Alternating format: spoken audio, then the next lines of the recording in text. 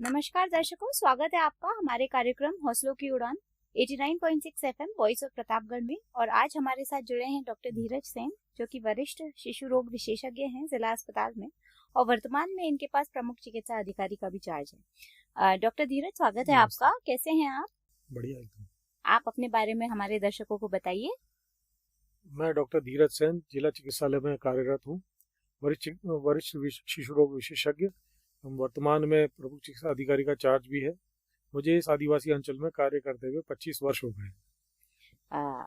Blood donation के बारे में आज आपसे चर्चा करेंगे डॉक्टर धीरज। ब्लड डोनेशन के बारे में हमारे दर्शकों को बताइए कि क्यों महत्वपूर्ण है। ब्लड डोनेशन या रक्तदान रक्त देने वाले के लिए भी महत्वपूर्ण है, रक्त लेने वाले के लिए तो खैर महत्वपूर्ण ही है कि उसके लिए जीवनदाता होता है। रक्त देने वाले के लिए भी इसलिए महत्वपूर्ण है क्योंकि जब हम रक्त देते हैं हमारे शरीर में और अच्छा खून, स्वच्छ खून बनना चालू हो जाता है, जो 24 से 48 घंटे में पूर्ण हो जाता है। इसके अतिरिक्त बिल्कुल रिसर्च में ये प्रूव किया जा चुका है कि हमारे शरीर में चलने वाला कोलेस्ट्रॉल और ट्राइग्लिसराइड की मात्रा भी इससे कंट्रोल होती है। तो देखा दर्शकों, आपने लोगों के मन में ये भ्रांतियां होती है कि रक्त देने के बाद कमजोरी आ जाएगी। ऐसा नहीं होता है, उल्टा रक्तदान करने से आपका स्वयं का शरीर स्वस्थ रहता है। तो हर माह जिला अस्पताल में थैलेसीमिया के मरीजों को ब्लड चढ़ाया जाता है। जिला अस्पताल में थैलेसीमिया के मरीजों को ब्लड चढ़ाने की क्या प्रक्रिया रहती है और क्या व्यवस्था है? जिला अस्पताल में हमारे पास तकरीबन 45 से 50 बच्चे जो थैलेसीमिया के रजिस्टर्ड हैं, वो समय समय पर यहाँ पे रक्त अल्पता की वजह से खून चढ़वाने आते हैं। किसी बच्चे को महीने में एक बार लगता है, किसी को 15 दिन में लगता है, किसी को 5 दिन में भी लगता है। अलग अलग स्टेज वाले पेशेंट हमारे पास आते हैं, उनको ब्लड हम यहाँ पे बिना डोनेट किए दिलवाते हैं। थैलेसीमिया वाले मरीज हमारे लिए प्रिविलेज्ड मरीज होते हैं। कभी भी उनको हम किसी भी कतार में नहीं रखते, वो सीधे हमारे वार्ड में आके भर्ती हो सकते हैं और बाकी सारी कागजी कार्रवाई हम बाद में करते हैं।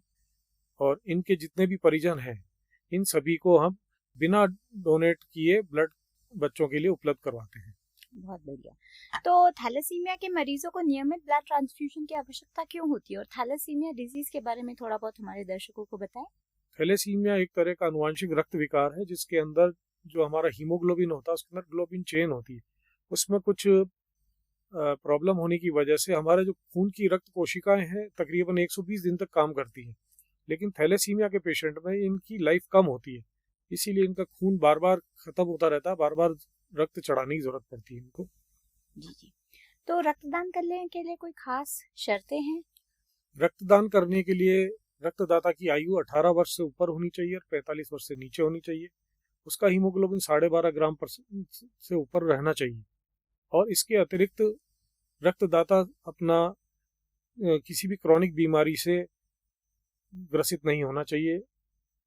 कौन कौन से टेस्ट आप रक्तदाता के करते हैं रक्तदान कराने से पहले? रक्तदान कराने से पहले हम सभी रक्तदाताओं का एक तो ब्लड ग्रुप करते हैं, उसके बाद हीमोग्लोबिन करके उनको क्वालिफाई कराते हैं कि इनका ब्लड लिया जा सकता है, नहीं लिया जा सकता। तत्पश्चात जो ब्लड हमारे पास आ गया उसके अंदर हम मलेरिया, सिफिलिस के लिए VDRL, hepatitis B, hepatitis C, ये सभी जांचें हम करने के बाद ही जो रक्त चाहिए उसमें HIV की जांच भी करते हैं और उसके बाद ही उनको रक्त देने के लिए दिया जाता है। रक्तदान कितने समय बाद पुनः व्यक्ति किया कर सकता है?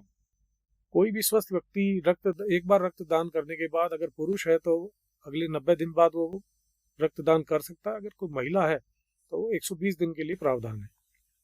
ब्लड बैंक में रक्त की कितनी मात्रा हर महीने जमा हो सकती है और कितनी आवश्यकता होती है? ब्लड बैंक में वर्तमान में हमारा जो टर्नओवर है तकरीबन 500 से 600 यूनिट पर मंथ का टर्नओवर आता है। इसमें से 60 to 70% तो हम वॉलंटरी डोनर से रिप्लेस करते हैं।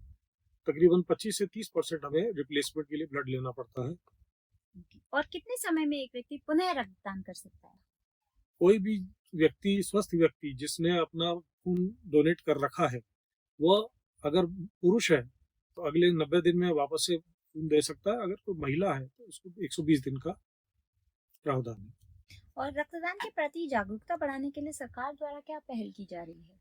सरकार द्वारा रक्तदाताओं को, रक्तदान करने वाली संस्थाओं को, सभी को प्रोत्साहित किया जाता है। अभी निकट भूतकाल में हमने एक कार्यशाला आयोजित की थी हमारे जिला चिकित्सालय में, जिसके अंदर थैलेसीमिया पेशेंट्स, थैलेसीमिया मरीजों के लिए और सभी मरीजों के लिए खून देने वाली रक्तदाता संस्थाएं, इंडिविजुअल रक्तदाता, ये सभी बुलाए थे। उनका सबका एक कॉमन कार्यशाला आयोजित की थी जिसके अंदर हमने सेंसिटाइजेशन किया था। जी। और रक्तदान से जुड़ी कोई आम भ्रांतियां हैं जिन्हें दूर करने की जरूरत है?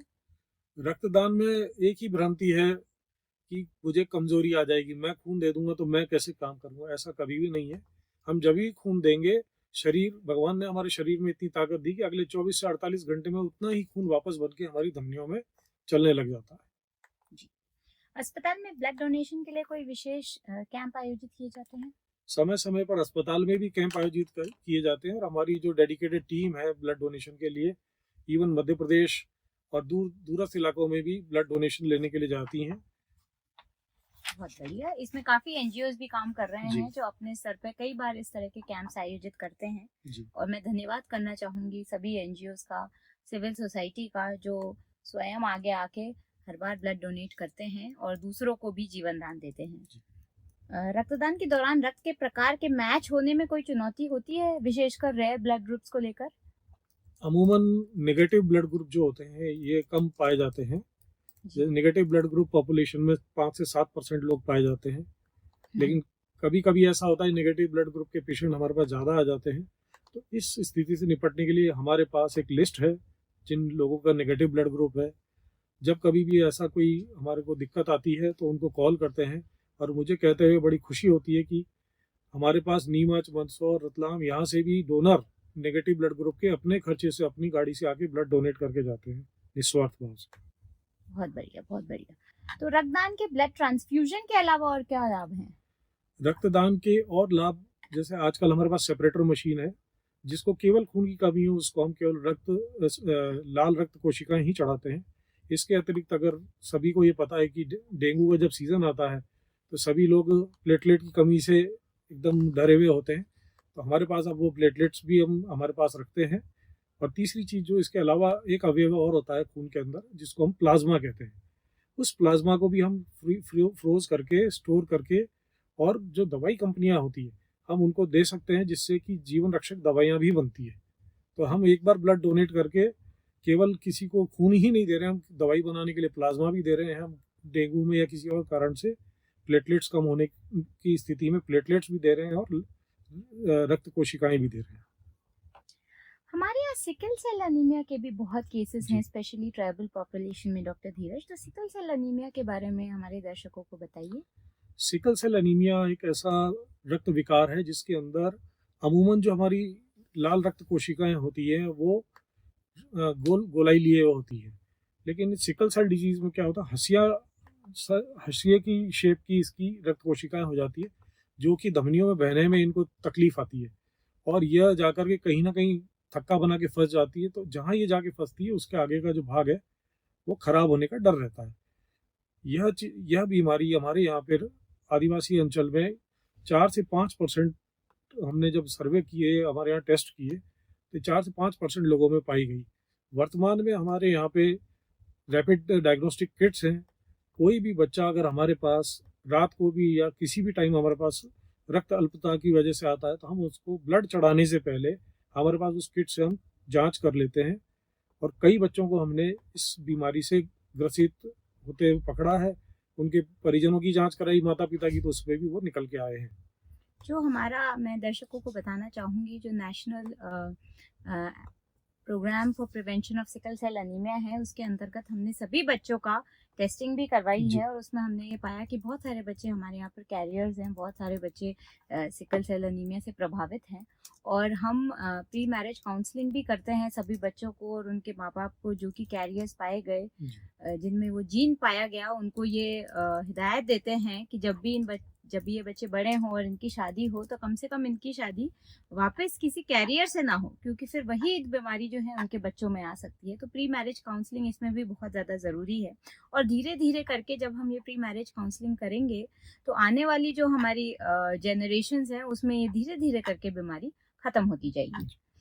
तो सिकल सेल एनीमिया को मिटाने के लिए सरकार क्या प्रयास कर रही है? सिकल सेल एनीमिया को मिटाने के लिए सरकार ने regional centre of excellence Udaipur medical college में खोला है, जहां पर इसकी जांच एवं निदान के लिए सारी सुविधाएं उपलब्ध है। और इसके अतिरिक्त जैसे अभी हमने सर्वे किया, उसके अंदर कार्ड्स, सिकल सेल कार्ड्स हमारे पास आए हैं, वो कार्ड्स दिए हैं। अब आगे जो ज़रूरत है उस चीज़ की है कि जो भी युवा अब जो शादी करें या संबंध करें, तो वो अपने सामने जो भी लड़का या लड़की उससे पूछे कि आपके पास ऐसा कार्ड तो नहीं है। ऐसा हमने पहले भी किया था, तो कुछ मेरे पास बच्चे वापस आए कि सर मेरे घर वाले जिससे मेरी सगाई कर रहे हैं उसके पास भी कार्ड है, तो मुझे करना चाहिए या ना करना चाहिए। तो डेफिनेटली इसका बहुत बड़ा इम्पैक्ट आएगा सोसाइटी के ऊपर। जी, तो जिला अस्पताल में सिकल सेल एनीमिया के बच्चों के लिए क्या सुविधाएं हैं? जिला चिकित्सालय में हमारे पास अभी तो रैपिड कार्ड टेस्ट हमारे पास सिकल सेल के हैं, जिसके अंदर हम कैरियर और डिजीज दोनों पेशेंट्स पकड़ सकते हैं। फिर उसके कंफर्मेशन के लिए इलेक्ट्रोफोरेसिस कराना होता है, तो वो हम उसके लिए फिर मेडिकल कॉलेज में जो स्थापित रीजनल सेंटर ऑफ एक्सीलेंस वहाँ भेजते हैं। एक बार कंफर्मेशन होने के बाद जब भी उनको ब्लड की ज़रूरत होती है तो हम बिना डोनेट के दिलवाते हैं, और सपोर्टिव जो उनको मेडिसिन चाहिए वो भी सारी उपलब्ध कराते हैं। क्या संदेश देना चाहेंगे आप अंत में हमारे दर्शकों को? रक्तदाता केवल रक्तदाता ही नहीं होकर के एक जीवन दाता है। किसी भी समय आपने किसी जरूरतमंद को रक्त दिया है तो वह उसके जीवन ही नहीं बचाता, उसका परिवार भी बचाता। हो सकता है जिसको आपने रक्त दिया है वह केवल उस परिवार में कमाने वाला अकेला ही हो, तो उसका परिवार भी उससे बचता है। मैं डॉक्टर धीरज सेन, जिला चिकित्सालय प्रतापगढ़, प्रमुख चिकित्सा अधिकारी एवं वरिष्ठ शिशु रोग विशेषज्ञ, आमजन से अपील करता हूं कि वर्तमान में हमारे द्वारा वॉलंटरी डोनर्स के द्वारा डोनेट गए ब्लड का 60 से 70% ही हम दे पाते हैं, बाकी के लिए रिप्लेसमेंट डोनर हमारे को रखने पड़ते हैं। ये आमजन से मेरी अपील है कि इस वॉलंटरी डोनेशन को हम और अधिक से अधिक बढ़ाएं, जिससे कि मुसीबत में फंसे हुए किसी भी मरीज को समय पर खून दिया जा सके और उसको रिप्लेसमेंट डोनर के लिए बाध्य न किया जाए। दूसरी चीज़, हमारे पास जो ब्लड बैंक है उसके अंदर ब्लड सेंटर के अंदर 2 सेपरेटर यूनिट है हमारे पास। सेपरेटर यूनिट में हम प्लेटलेट्स, आरबीसीज और प्लाज्मा अलग करके अलग अलग चैम्बर्स में उनको फ्रीज करके रखते हैं, और ज़रूरत पड़ने पर आवश्यकता अनुसार उनको काम में लिया जाता है। टेस्टेड और अनटेस्टेड ब्लड दोनों अलग अलग रखे जाते हैं। अनटेस्टेड ब्लड जैसे ही हमारे पास ब्लड डोनेशन से यूनिट्स आती हैं, उनको अनटेस्टेड ब्लड के रेफ्रिजरेटर में रखा जाता है।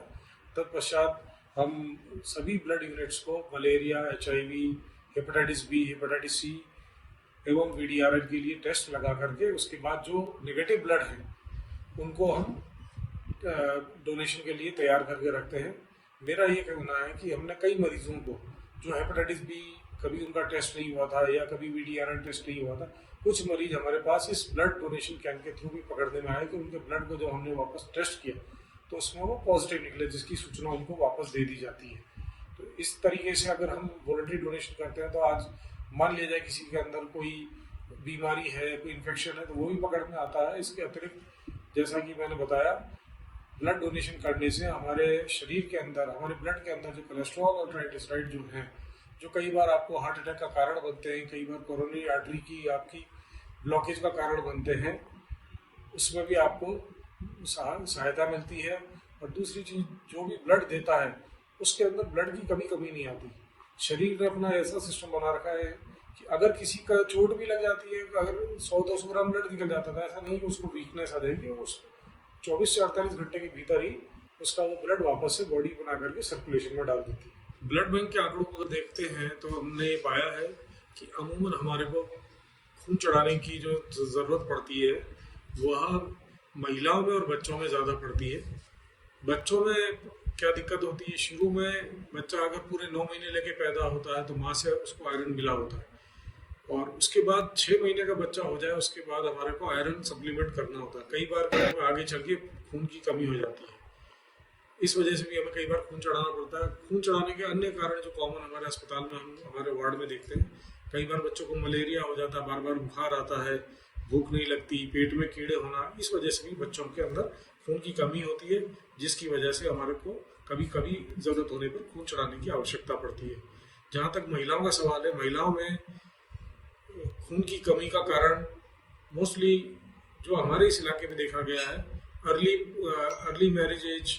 एज पे मैरिज होना, और उसके अतिरिक्त 2 बच्चों के बीच में गैप ना रखना, और अपना डाइट पे बहुत अच्छा ध्यान ना रख पाना, जिसकी वजह से आयरन की कमी हो जाती है। और महिलाओं को हमें खून चढ़ाने की जरूरत पड़ती है।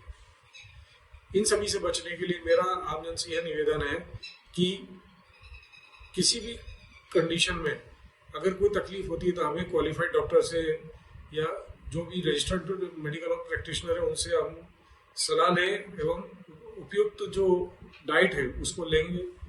उसके अंदर हरी पत्तेदार सब्जियां, हरी सब्जियां, और अमूमन हम लोग क्या करते हैं कि कुछ भी सब्जी या कुछ भी बनाते हैं तो हम उसको बॉईल करते हैं। बॉईल करने पे उसका जो पूरा का पूरा न्यूट्रिशन उसके पानी में चला जाता है। मैं सभी से ये निवेदन करूंगा कि उसको बॉईल करने की जगह स्टीम करें। स्टीम करने का मतलब जैसे इडली पकती है वैसे उसको स्टीम करके उसका खाना बनाएं, तो उसके न्यूट्रिशन जो है उसके अंदर जो अवयव है उसके वो उसके अंदर रहे और हमारे शरीर को मिले खाना। बहुत बढ़िया संदेश दिया डॉक्टर धीरज आपने अपना अमूल्य समय आज हमारे कार्यक्रम के लिए दिया। बहुत बहुत धन्यवाद आपका। मिलते हैं श्रोताओं अगले एपिसोड में हमारे हौसलों की उड़ान प्रोग्राम में नेक्स्ट वीक।